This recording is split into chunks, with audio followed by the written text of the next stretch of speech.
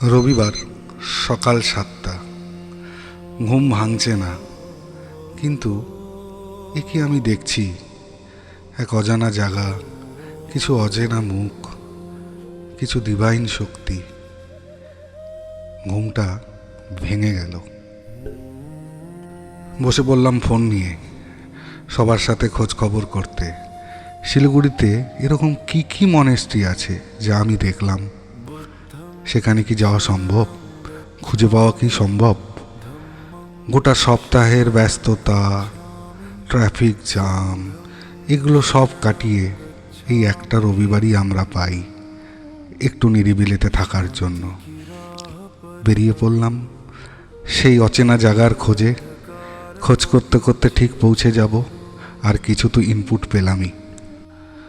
অনেক খোঁজ চালাতে চালাতে, ছবি দেখিয়ে, সবার কাছে শুনতে শুনতে সেই আশ্চর্য অচেনা জায়গায় হাজির হলাম আমরা। যখন দরজার ভিতরে প্রবেশ করলাম না, অবাক হয়ে যাচ্ছিলাম। হ্যাঁ, একদম এই জায়গাটাই, একদম এই জায়গাটাই আমি দেখেছিলাম। এই জায়গাটাই হয়তো আমাকে ডাকছিল আজকে আসার জন্য।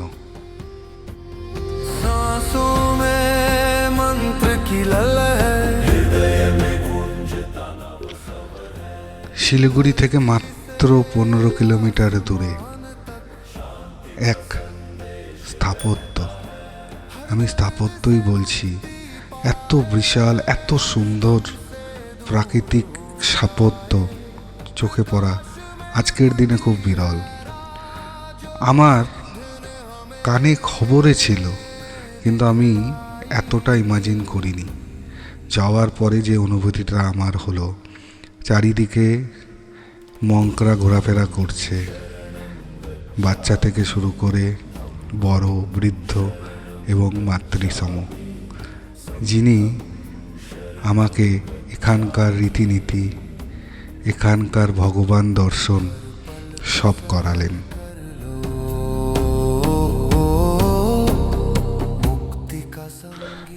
আপনারা জানেন কি না, অনলি নানরা কিন্তু এই মনেস্ট্রি চালান। তার মানে এখানে যারা থাকেন সবাই মহিলা।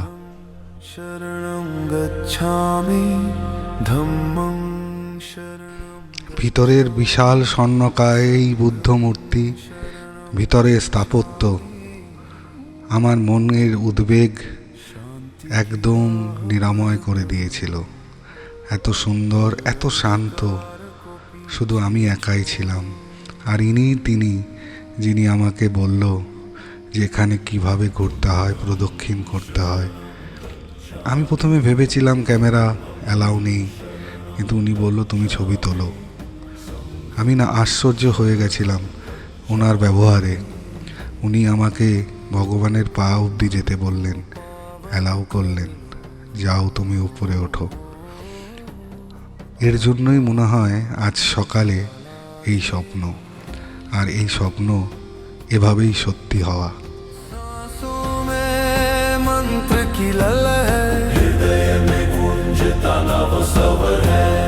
धरती से आसमान तक शांति का संदेश बहता है, हर दर्द से मुक्ति पाए, हर गम से दूर। শুধু বুদ্ধ মূর্তি নয়, এর সঙ্গে আরও গৌতম বুদ্ধের 2 শিষ্যেরও মূর্তি আছে। সবচেয়ে মজার এখানকার ভোগ, কমলা লেবু থেকে আরম্ভ করে চকলেট, ফান্টা, ম্যাঙ্গো জুস এবং সব কিছু দেয়া। আর এই সজ্জাটা একটু হয়তো ক্রিসমাস সামনে বলে সেই শৈলীও দেখা যাচ্ছে, সম্পূর্ণ বৌদ্ধিস্ট নয়। দেখুন, এখানে দেয়ালের জুসও কিন্তু ভগবানকে খেতে দিয়েছে। এক অনবদ্য অনুভূতি, বিশ্বাস করুন। मुक्ति का संगीत सुन लो। বাইরে বেরিয়ে পেয়ার হুইল ঘোরানো, আর তার যে শব্দ, সেই শব্দে ওম মণিপদ্মে হুম ভেসে আসছিল। বন্ধুরা, এই পবিত্র জায়গা শিলিগুড়ির এত কাছে, আপনারা হয়তো অনেকেই জানেন না, ঠিক বেঙ্গল সাফারির পিছনে আমরা তুরিবাড়ি মনেস্ট্রিতে এতক্ষণ দেখেই ফেলেছেন এই সৌন্দর্য। আসুন আপনারা এখানে, মনটা পবিত্র হয়ে যাবে। আমাদের সারা সপ্তাহের যে স্ট্রেস সেটা দূর করারও একটা জায়গা, অনেক ক্লান্তি এখানে বসে কাটিয়ে দিতে পারবেন। আপনারা হয়তো দেখেছেন বুদ্ধিস্টরা সন্ধ্যার সময় এক বিশেষ ধরনের ধোঁয়া ছড়ায় হেলকে দূর করার জন্য। এটা তারই কুণ্ড।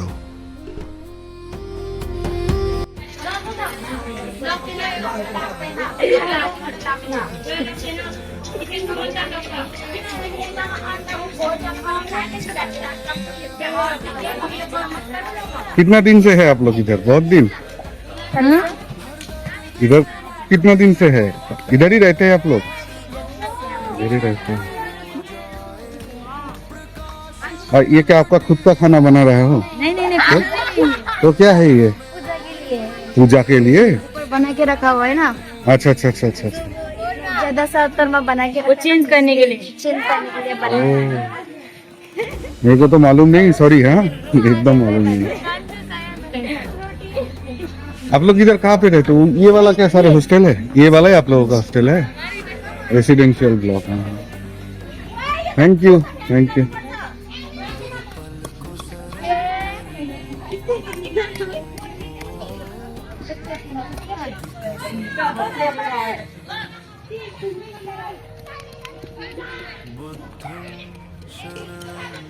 বন্ধুরা দেখুন একবার, বুদ্ধকে আমাদের পুরাণের মতে বিষ্ণুরই অবতার মানা হয়, তার এক প্রমাণ এখানেও আছে। কিন্তু বুদ্ধিস্ট মনিস্ট্রির মধ্যে এখানে সুন্দর গণেশ মূর্তি, শিব মূর্তি, আর যত সম্ভব এটা সরস্বতী, কিন্তু বিনা তো নেই। যাই হোক, হিন্দু দেবদেবীদের কিন্তু এই মনেস্ট্রিতে স্থান। খুব ভালো লাগলো। এখানকার যারা ছাত্র তাদের সঙ্গে কথা বললাম, সেটাও খুব তৃপ্তি। এরা এখানেই থাকে, তো খাবার বানাচ্ছে। আমি ভেবেছিলাম কিন্তু খাবার না, এটা পূজারই সামগ্রী যেগুলো বানানো হচ্ছে। খুবই সুন্দর, মনটা পবিত্র হয়ে গেল।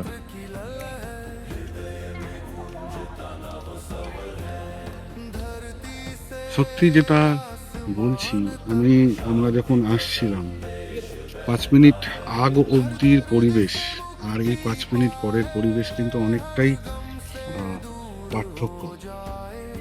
রাস্তায় আসার সময় বিভিন্ন জায়গায় দেখছি স্কুটার বাইকের মধ্যে অ্যাক্সিডেন্ট, এর সঙ্গে ঝগড়া করছে, ওর সঙ্গে ঝগড়া করছে, কোথাও একটু টোটোর সঙ্গে টাচ হয়েছে, সেখানেও ঝগড়া।